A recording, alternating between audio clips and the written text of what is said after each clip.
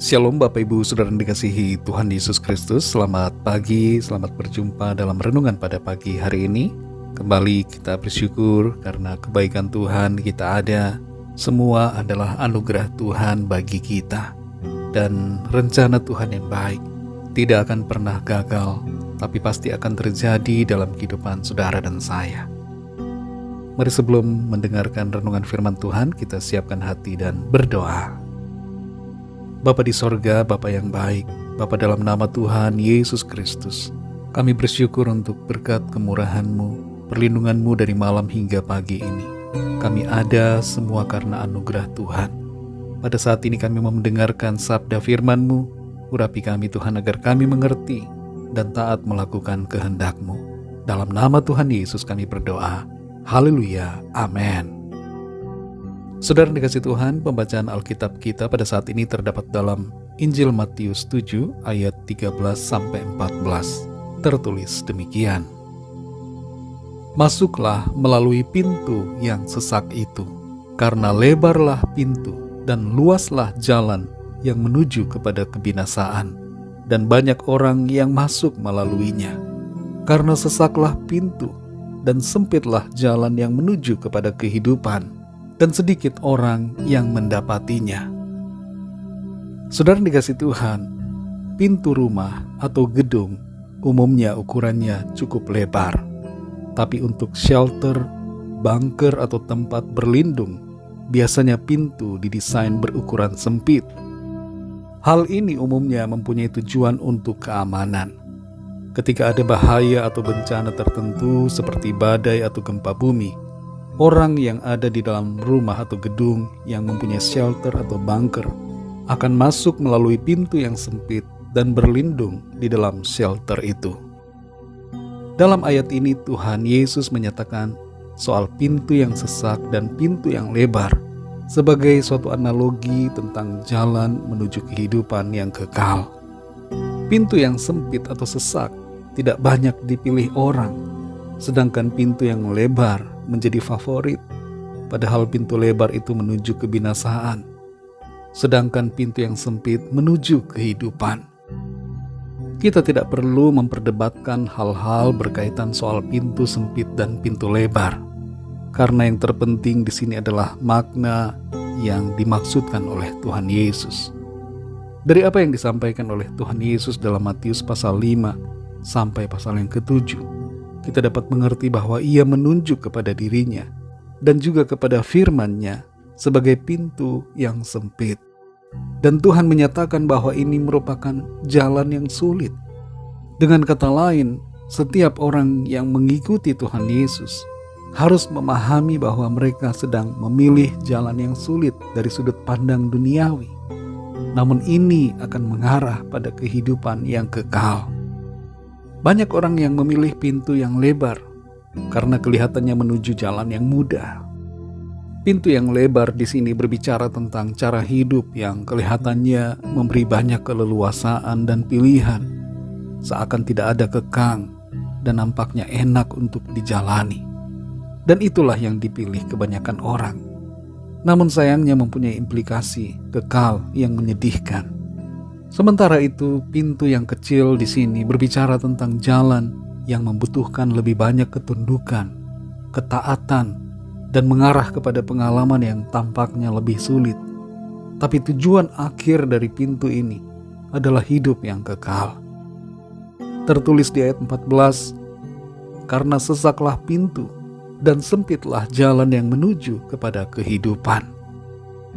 Saudara dikasih Tuhan, masuk ke pintu yang sesak atau pintu yang lebar bergantung pada pilihan kita.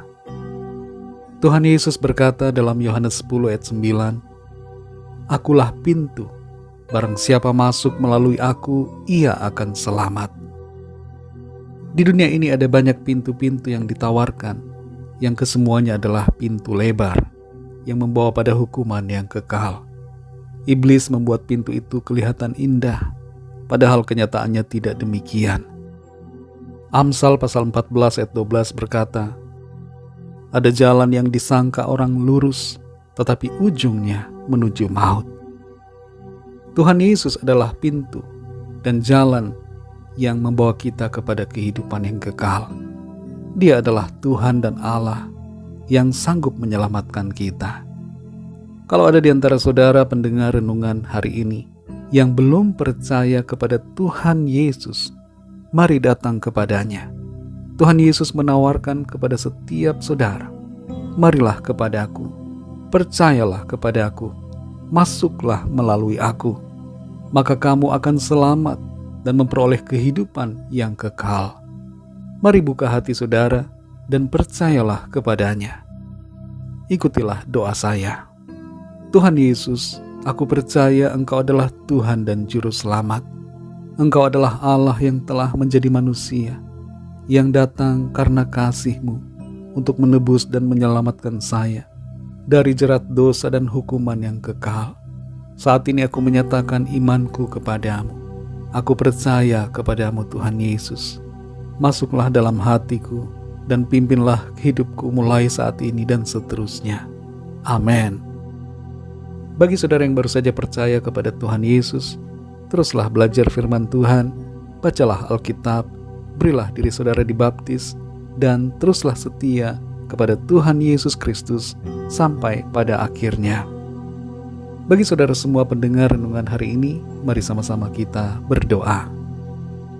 Bapa di sorga, Bapa dalam nama Tuhan Yesus Kristus, Bapa yang sungguh sangat baik, kami bersyukur untuk firman-Mu yang sudah kami dengar. Kami menyadari bahwa mengikut Engkau Tuhan Yesus membutuhkan ketundukan dan ketaatan pada firman-Mu. Orang dunia merasa itu sesuatu yang tidak enak. Ada banyak aturan firman yang harus diikuti. Tapi bagi kami firman-Mu adalah sukacita kami. Kami mau mengikuti kehendak-Mu. Kami mau taat melakukan perintah-Mu. Terima kasih untuk anugerah, keselamatan yang Tuhan berikan pada kami. Kami mau setia mengikuti Engkau ya Tuhan. Berkatilah kami di sepanjang hari ini dalam segala aktivitas kami, dalam studi, dalam tugas, pekerjaan, usaha, pelayanan, dan semua yang kami lakukan. Berkatilah ya Tuhan, dan biarlah dalam semuanya itu nama Tuhan senantiasa kami muliakan. Kami bawa kepadamu setiap permohonan doa, agar Tuhan melawat dan menilik setiap kebutuhan kami masing-masing. Engkau yang memberikan kekuatan, memberikan jalan keluar, memberikan kesembuhan. Kuasa mujizat-Mu dinyatakan dalam kehidupan kami. Terima kasih ya Bapa.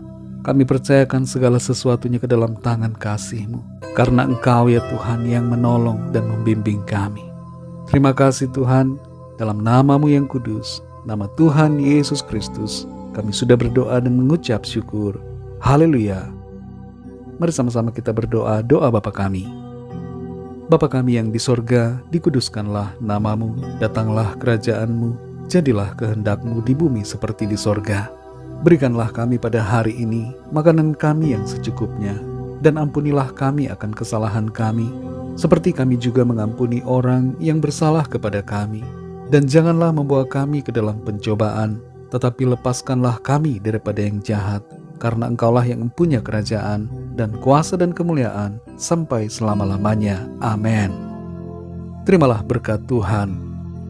Tuhan memberkati engkau dan melindungi engkau. Tuhan menyinari engkau dengan wajah-Nya dan memberikan kasih karunia. Tuhan menghadapkan wajah-Nya kepadamu dan memberikan damai sejahtera. Berkat anugerah dari Allah Bapa, cinta kasih karunia dari Tuhan Yesus Kristus, dalam persekutuan dan penghiburan Roh Kudus, menyertai kita semua sekarang ini dan sampai selama-lamanya. Dalam berkat nama Tuhan Yesus Kristus. Haleluya. Amin. Puji Tuhan, saudara yang dikasihi Tuhan, saya percaya firman Tuhan menjadi berkat dan kekuatan buat saudara semua, dan Roh Kudus akan menolong saudara untuk lebih lagi memahami kebenaran firman Tuhan. Tuhan Yesus memberkati saudara semua. Sampai jumpa dalam renungan yang berikutnya. Haleluya.